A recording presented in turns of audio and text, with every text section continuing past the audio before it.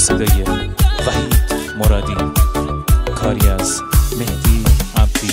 پلنگ وحشی بی من دستیا کردی، یار جنگی من، شلوار پلنگی من، خالش و روزارم بر مسیا کردی، یار جنگی من، شلوار پلنگی من، حسی که به تدایمتی برگی برندوه، یار جنگی من، شلوار پلنگی من، این جنگی کاتی عاشق تا که زندوه، یار جنگی من، شلوار پلنگی من. همه منطقه جنگ فقط تیر و تفنگه، رگبار فشنگه، هر خنت تاریکا داره مثل پلنگه، آماده جنگه، آماده جنگه.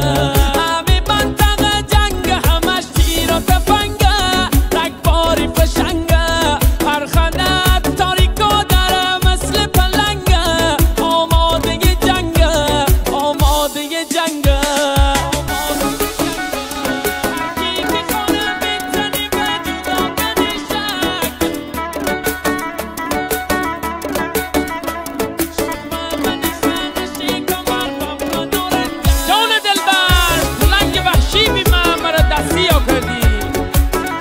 و روزارم ببر مسیح کردی، یادش بخیر.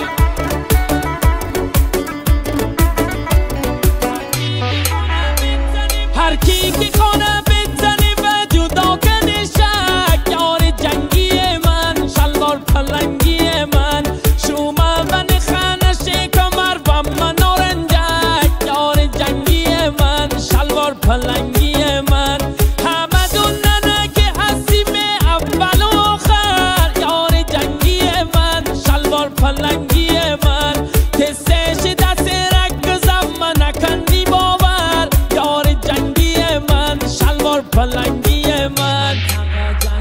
همه منطقه جنگ همش تیر و تفنگه، رگبار فشنگه، هر خنت تاریکا داره مثل پلنگه، آماده جنگه، آماده جنگه. همه منطقه جنگ همش تیر و تفنگه، رگباری فشنگه، هر خنت تاریکا داره مثل پلنگه، آماده جنگه، آماده جنگه.